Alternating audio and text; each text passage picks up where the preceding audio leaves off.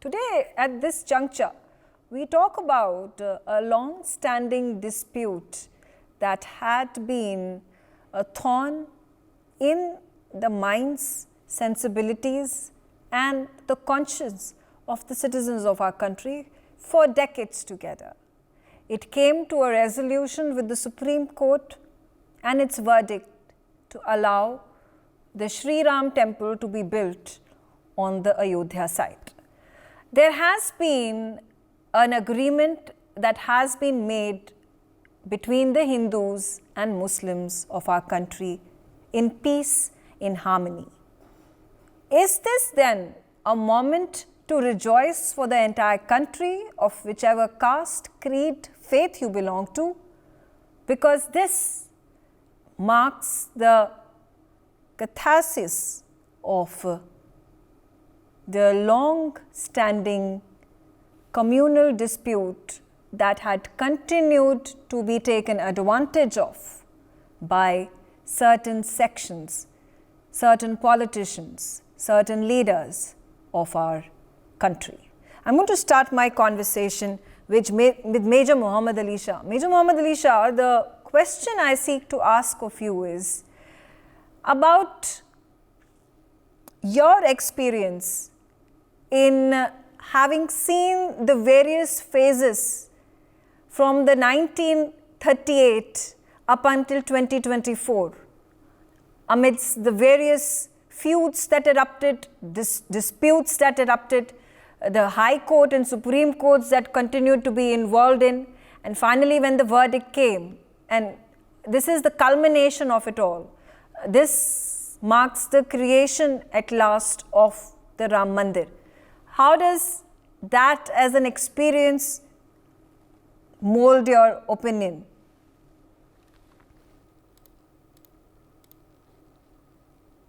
Megha, my opinion has not been molded. It's been very, very clear and it's been very firm about it. The very fact is that, as a Muslim, when I respect the other religion, only then will the other religion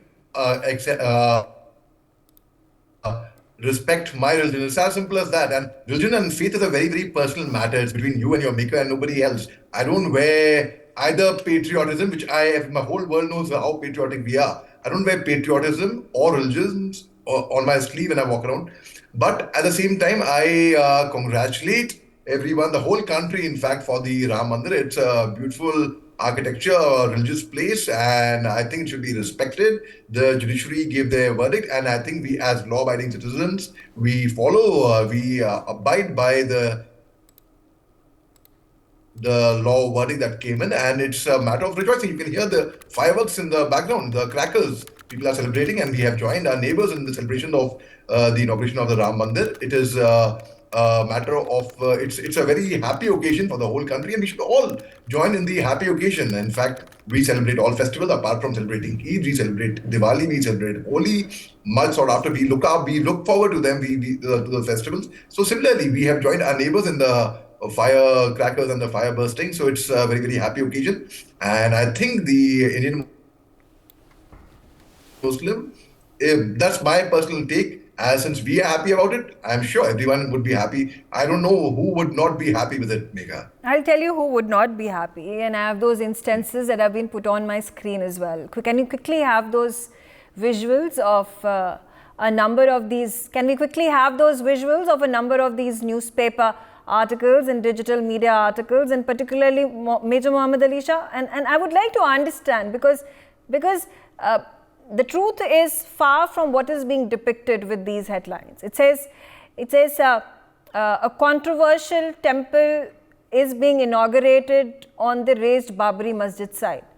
It talks about why the Ayodhya Ram temple continues to be controversial. It talks about how this is only going to create more fear amongst Muslims in our country. So, when the reality of matters is contrastly different from what is being portrayed on these so-called very well-known, established paragons of truth, as they call themselves, and these are their websites and these are their news articles. There is a wrong perception, a wrong message goes out to the world. And I say that because I have a lot of foreign nationals who come to India. They are my friends, and when I speak with them, they have this, guarded response when they visit India for the first time. They talk about how India is a vibrant country, it's a beautiful touristic location, they love the yoga and they love the Goa sejouns, and they go to the beaches and they go to the hills and they go to Ladakh and Spiti and visit the Buddhist monasteries. But in the back of their mind, they seem to have this sort of a perception about India that it is a quote-unquote right-leaning country, right-wing country. It is quote-unquote a Hindu majoritarian country. And I will squarely blame this perception to be created by the kind of stunts that these media agencies pull. Well, Megha, I'll just give an example. A few days back, just about a month back, I was in Azerbaijan. Azerbaijan is primarily a Muslim country, and because of firecrackers that's happening, so my pets are a little active. So sorry about that. Okay, so Azerbaijan is primarily a Muslim country, but they do not say that they are a Muslim nation. They say we are a secular country. We do not practice, are treated equally. That's in Azerbaijan. They said, just like you in India, India is not a Hindu Rashtra, it's a secular country. And so they asked me, how is the plight of the Indian Muslims in India? I said, oh, can't you see me here? I'm here, I'm speaking to you all. I just give a talk over there. And it's very, we are treated very fairly, nothing like that. It's how you see things as, Megha. If I see I'm being discriminated against, for example, then I would really create that aura around me. If I say, no, everything's fair and square, I've always had a fair deal. I've never felt any different than anybody else. I've always felt that, it's not about Indian Muslims, it's about Indians first. We are Indians. I'm Hindustani, and we are very proud to be Indians. So when you see things that way, when you see, the world will see you this way. It's as simple as that. So you spoke about your foreign friends. Similarly, I was a foreigner in Azerbaijan. They said we all know the majority is Muslims in Azerbaijan. In India, the majority is Hindus. And you have to respect that. See, an elder brother should know how to conduct himself with a younger brother. A younger brother should know how to conduct himself with an elder brother. The minorities should know how to conduct themselves with the majorities, and the majority at the same time should know how to conduct themselves with the minorities. Should not provoke anyone. And one more thing, I would like to give a very, very important statement and a fact over here, that this inauguration of Ram Mandir should not be seen by either the minorities or the majority, by any community, as a cricket match. That, oh, hum jeete tum haare. No, we should see it as an occasion for everyone to come together. If it unites the country to celebrate, and this fear that we mentioned about, you just spoke about, there's nothing to fear. If you're not wrong anywhere, there is nothing to fear. If you provoke somebody in the wrong place, anyone, then people will have a fear. But then I have no fear. I stay in India with a very, very common. You can hear, you just heard. What better example than this? You just heard my pets. You just heard them. I've got a dog and a cat. Now there's fireworks. There's fireworks happening in our locality, and we stay in a primarily Hindu-dominated locality, and we are very comfortable with that. My neighbors love us. We love our neighbors. Okay. All right. Fair enough. You made your point. Let me also get in Athar Zia. Athar Zia, I'm going to talk about I will carry forward the thread about how there is this fear psychosis that is created by these foreign media, certain of these foreign media agencies in digital media platforms. And I'm going to give examples about how India's ties have been forged with with a number of Middle Eastern countries, topmost being Saudi Arabia and UAE. You have a huge Hindu temple that is going to be inaugurated in Abu Dhabi in just a few weeks' time. There is a pact that has been signed between Saudi Arabia and India for a record number of Muslim Hajj travelers to travel to Saudi Arabia in 2024. There is the Triple Talaq Act that brought forth massive reform for Muslim women, which also acts as a catalyst for their empowerment. We talk about a number of these schemes that have been launched, whether it is about literacy or we talk about Jan Dhan Yojana, we talk about Skill India programs. There is a large percentage of Muslims that have benefited with these schemes. There are percentages, there are statistics that I have just put them out on your screens. And so the question then arises is that why are these handful of individuals, these handful of politicians who are still trying to continue to build the old narrative in the hopes that they are going to get votes? And is it now high time that the right people, the actual representatives of Muslims in our country, need to wake up from their slumber and take up the right positions, to make the right decisions, to displace the ones who are spreading this wrong narrative of Hindu-Muslim hate in our country? Megha, first of all, let me start with a couplet of Iqbal, Allama Iqbal, about the glory of Ram, which was written 125 years back, which says, है राम के वजूद पे हिंदोस्तां को नाज, the whole India is proud of Ram existence. अहले नजर समझते हैं इनको इमाम Hind. It means that the people of reason think that Lord Ram is the leader, the Imam of Hind, the whole India. So this was written by Allama Iqbal, who wrote सारे जहां से अच्छा हिंदुस्तान हमारा, हम बुलबुले हैं उसके, वो गुलसिता हमारा, मजहब नहीं सिखाता आपस में बैर रखना, हिंदी है हम, वतन है हिंदुस्तान हमारा. कुछ बात है कि हस्ती मिटती नहीं हमारी, सदियों रहा है दुश्मन अहले ज़मां हमारा. So this was Iqbal, who is also attributed as one of the instrumental personality for the very unfortunate and tragic partition of India. What I am trying to say, every political party tries somehow or other to politicize religious events or religious things, sometimes for their vote bank politics.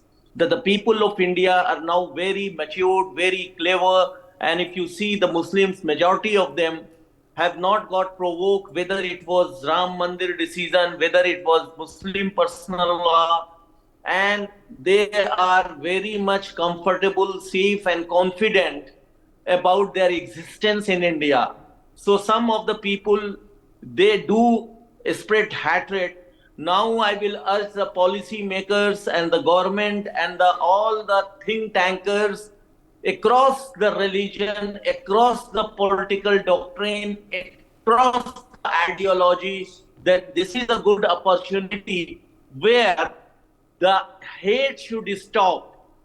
As Mohan Bhagwat ji has said today, that the hate now should stop and there should be nothing to be done, and no conflict should be promoted that way. Yeah. Now it is the duty of the majority as well as the minority to comfort each other, to give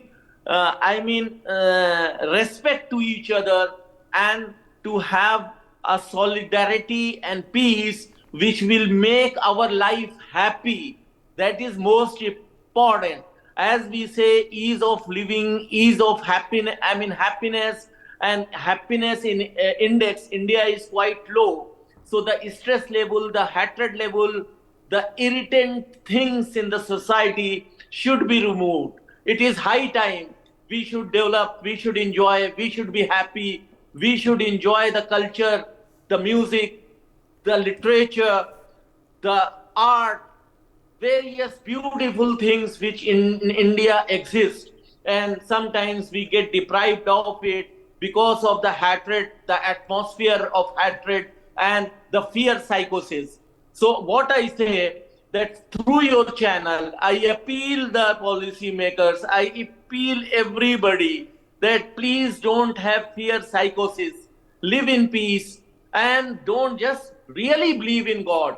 The real believing in God is that always you will be in peace. That is what I have to say. Absolutely. I also want to understand from you and your perspective, when one talks about the idea of Ram Raj, it has unfortunately been highly politicized in our country. Do you perceive this as a dangerous majoritarianism, or do you think itself to be, in fact, it to be an altruistic approach? For me, it is just, in Ram Raj is a good thing. What is the problem? Because how you define it, when you speak about it, there comes a place where everybody is equal, where no injustice is being done to anybody, where on the basis of religion, caste and everything, nobody is persecuted. That is what Ram Raj. And if it is here, that is the Gandhian Ram Raj. What is the problem in that? Absolutely. So why do you think this is being misconstrued? Is it deliberately being misconstrued? No. Or are people not knowledgeable about it? Megha, to be frank and honest to you, now sometimes it is being projected in some other way. Sometimes it is perceived in another way. Both way. Mm-hmm. Can we then, like you said, you gave the example of Gandhi, and it was Gandhi who used Ram Rajya to unite the entire country. Of course. And he spoke about, I'll just speak, he said, the ancient ideal of Ram Rajya is undoubtedly one of true democracy, which ensures equal rights alike to a pauper secular and a prince. Inclusive democracy. Yeah. So then, I will tell you, I will tell you, Megha, the irony of politician also. You see, when Gandhi ji brought the concept of Ram Raj, he advocated Khilafat movement. Say then the most secular person, the most atheist person of that time, Jinnah, who was against Gandhi bringing in religion, whether Hindu or Muslim, into the polity. And that only guy became instrumental in creating a state on the basis of religion. So this is the irony of politicians. Yeah, absolutely. I will conclude that. Absolutely. Agree with you. Let me also get in another panelist into the discussion. Sufi Mohammad Kausar Majidi joins me on the telecast. Sufi Majidi ji, amidst the discussion that I was having with the rest of my panelists, what has your view been over the several decades? And this dispute had once become extremely violent, and the culmination of it, how do you perceive it? बहुत बहुत धन्यवाद मेघा जी। मैं ये कहना चाहता हूं कि ये जो आज अयोध्या में प्राण प्रतिष्ठा की गई और मंदिर का उद्घाटन किया गया, बल्कि मैं ये मानता हूं कि आज से एक नई इबारत जो है वो लिखना शुरू हुई, एक नया उद्घाटन हुआ, जिससे इन दो समुदाय, जो भारत के दो बड़े समुदाय हैं, हिंदू और मुसलमान, इनके बीच में जो तलखियां थी, जो मतलब जो है कुछ खाइयां पैदा हो गई थी जो सदियों से थी, उम्मीद है कि आज के बाद से वो चीजें सब खत्म हो जाएंगी, क्योंकि ये एक बहुत बड़ा विवाद था जो दो कम्युनिटी के बीच में था। अब वो सारी चीजें खत्म हो गई। मुसलमानों ने भी उसको बखुशी तस्लीम किया, और बल्कि एक बहुत बड़े तबके ने इसको तस्लीम किया है। और बाकी कुछ तो लोग अपनी बात कहते ही रहते हैं। वो एक आइडियोलॉजी जो जिन्ना अपने पीछे छोड़ करके चले गए थे, मुस्लिम लीडरशिप वाली, वो आइडियोलॉजी तो हमेशा इस चीज का हर उस काम का विरोध करती है जिससे हिंदू और मुसलमान नजदीक आए। और वही वो आइडियोलॉजी थी जिसने सबसे बड़ा विभाजन जो इस देश को दिया आजादी के बाद, शाहबानों वाले मामले में, जिसने सुप्रीम कोर्ट के निर्णय को पलटाने में उसको जो है निर्णय को अपास करके एक नया कानून बनाने के बाद जो देश में माहौल हुआ था, उसी माहौल से धीरे धीरे धीरे धीरे धीरे बढ़ता हुआ एक बहुत बड़ी खाई पैदा हो गई थी। तो मेरे ख्याल में, बल्कि मुझे तो पूरी उम्मीद है कि एक अब ऐसा माहौल बनेगा जिसमें हम हिंदू और मुसलमान मिल करके इस मुल्क को तरक्की के नए रास्तों पर ले जाएंगे। जी बिल्कुल। मजीदी जी, अब ये जो मंदिर का निर्माण हुआ है, आज ये प्राण प्रतिष्ठा सेरेमनी हुई थी, क्या ये एक मोमेंट है जो कि हिंदू और मुस्लिम, हमारे देश के हिंदू और मुस्लिम को और क्लोज ले आएगा? क्योंकि जब सुप्रीम कोर्ट का वर्डिक्ट आया, एक अग्रीमेंट हुई वहाँ पर, ये जैसे कि एक, अगर हम कहें, प्रॉपर्टी डिस्प्यूट हो जिसका एक कंक्लूजन आ गया है और ये कितने सालों से चलती आ रही है, क्या इसको लेकर एक क्लोजर मिला है? और क्लोजर मिलने के साथ साथ क्या ये हमारे हिंदू भाइयों और हिंदू और मुस्लिम भाइयों को ज़्यादा क्लोज लेके आ रहा है? यकीनन अगर इसमें से थोड़ी सी सियासत अगर खत्म कर दी जाए तो ये एक बहुत महत्वपूर्ण अवसर है कि हम एक नई दिशा में आगे बढ़ सकते हैं।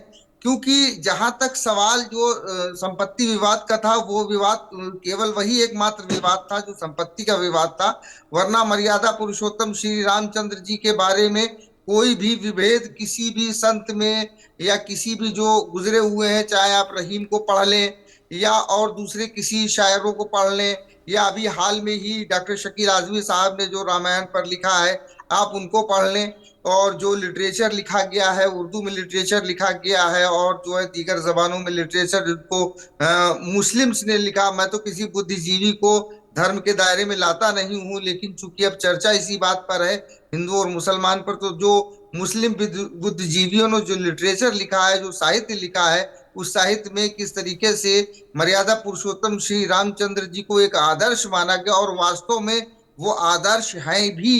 क्योंकि कोई भी आज जब दुनिया भर में हमेशा से सत्ता के लिए भाई भाई में जो है विरोधाभास रहा, मर्यादा पुरुषोत्तम श्री रामचंद्र जी का जब हम उदाहरण देखते हैं तो मालूम होता है कि उन्होंने अपने कर्तव्यों के लिए सत्ता को भी तिलांजलि दे दी। तो कहीं ना कहीं ये हमको एक सबक भी देता है, और इस पर किसी को कभी कोई इख्तलाफ नहीं रहा। सिर्फ और सिर्फ वो जो संपत्ति का विवाद था, वो विवाद भी जो है विभिन्न अदालतों के जरिए समाप्त हो गया। अब अगर इस पूरे प्रकरण में अगर सियासत को हटा देते हैं और आज से भी अगर हम एक नई शुरुआत करते हैं, तो हमारे लिए एक बहुत बड़ा अचीवमेंट कर सकते हैं। For more such videos, subscribe to the NewsX YouTube channel, hit the bell icon.